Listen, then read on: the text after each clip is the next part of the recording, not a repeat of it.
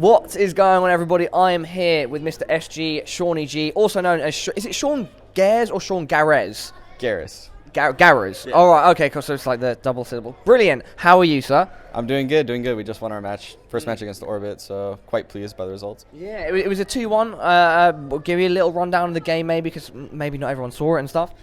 We started out really slow, actually, and throughout the series we had problems on eco rounds, which is what we ran into on CT side cache. Throughout the series, also, Pyth was winning like 1v2s, 1v3s, and even like a 1v4, I think, against us. So we had some problems with that, really hurt our economy, and we couldn't really get the right, like a good footing under our economy. The second and third map, though, went completely different, and I think we played really well those maps. Yeah, Cobblestone was pretty one-sided, I would say. What do you think? Did you expect to come into Cache and win it? Because I know Cache is, a lot of people think it's like an American map or whatever. Like, did you feel did you feel confident going into it, and then were you surprised by the result? Yeah, absolutely. So something that really surprised me was that they picked Cache, because I know at their recent match history that they dropped a couple maps on Cache against opponents that they're probably better than. I was actually going to pick Cache, and then they picked it, so yeah. I ended up picking Inferno. So we were really confident going into Cache, and we started well winning the pistol. It's just they really traded rounds well, and Pyth had a great individual performance. Nice. So so you're in London. You're in London for the first time. You're enjoying the city. You're enjoying the Gfinity arena, and everything that's going on. Yeah, it's an awesome city. We've all felt this like really electric vibe where everyone's really like more bright and happy. It so much reminds all of us of New York City to an extent. It's just a little bit more condensed and the buildings are less tall, yeah. But it's a great vibe. Yeah, and so, going forward, do you see yourself coming back, potentially competing in the other Gfinity events, and just, coming to more EU events as well, and just overall? Yeah, definitely. We have full intentions to be at all the stops for Gfinity. It's definitely something we're really looking forward to. Love being here in the UK, being like a foreign country where everyone speaks our language. The food options are great around here, so it's awesome. Yeah, and so obviously there's a little rumor going around. I think people have been tweeting about it, and yourself, like for instance, Jordan tweeted about it, Nothing tweeted about it, saying that you guys might potentially be moving to Europe. I know that nobody can confirm or deny. I don't know, whatever. But maybe you can shed some light on that. Is that potentially something that could be happening, and what's the reasoning behind it? Definitely so. So it's something that we've really been looking forward to for quite a bit now. Things that hindered us in the past were like team girlfriends and stuff like that. Yeah. But right now we're all single, ladies. That he's single. He's out here. All the e-girls. Stop.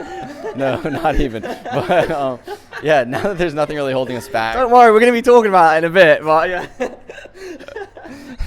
But yeah, now there's nothing holding us back. Our sponsors are really kind of pushing for us to do it. They want us to kind of take that next step and get in the European scene and kind of just dive deep and really put our full energy into being one of the top tier teams in the world. Yeah, CS has been growing so much over the past year. What's it like to be a part of that experience here? And obviously on the NA side of things are blowing up as well. Like, what's it like to be a part of the movement, so to speak?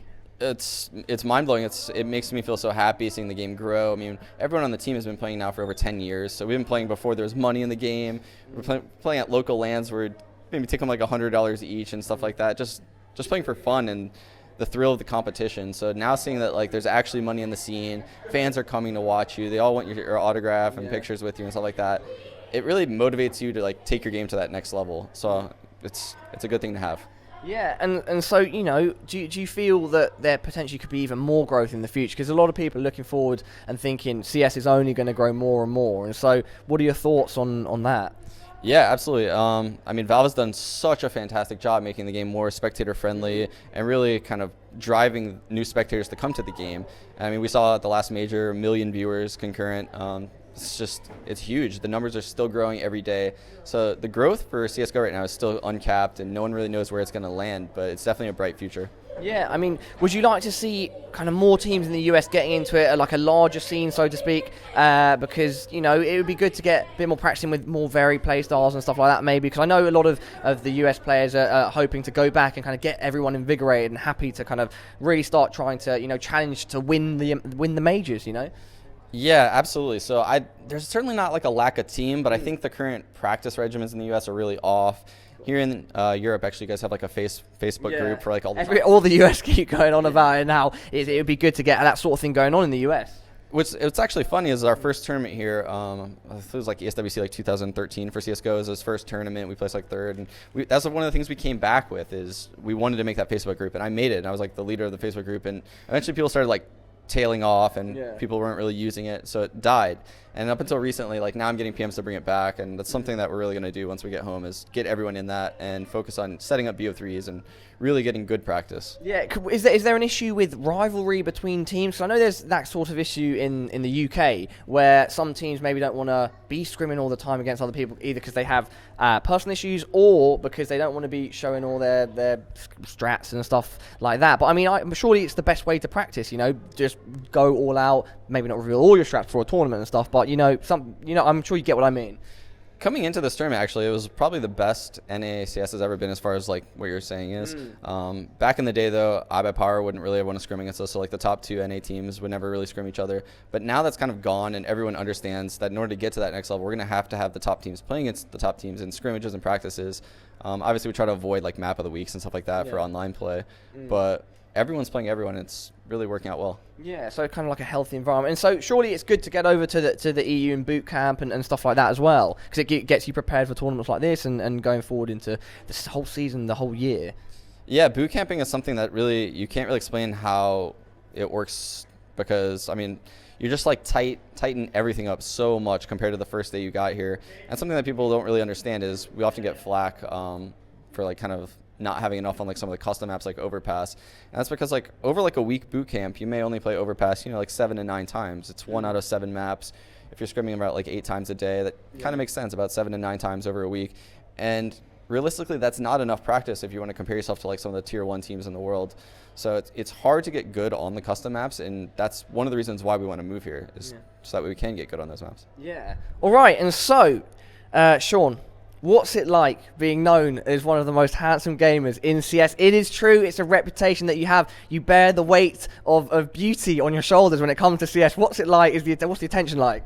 I don't know, man. I don't even know how to answer that. Like, it's purposely a bit of a dodgy question, but yeah, you have that reputation. You have a great personality as well, and have you? I can't remember. Like, do you stream regularly and stuff like that? And I'm actually the one that probably streams the least on the team. I generally like wake up and like watch demos, go to the gym, come back, watch more demos, and then like plan our practice outline for the day. So there's not much time for me. Sometimes I'll stream after practice, but it's often like I'm so tired, it's a short stream and stuff like that. But that's something I'm trying to change a little bit and get a little bit more streaming in my life, because I know like everyone is tweeting at me to stream more, so I want to, but like my first goals are to win, and it's hard to like make time for that. Yeah, I mean, will you be comparing bicep tips with our good friend Pasha this weekend? Maybe he'll be sharing CrossFit lifting techniques. Yeah, we're actually planning on not even playing this next match. We're just going to arm wrestle for whoever advances first seed. So. Nice, wicked. Any final words, shout outs to anybody, your sponsor, maybe your team, stuff like that? Definitely. I want to thank everyone that's given us the positive support on Twitter and like all the social media outlets, Reddit.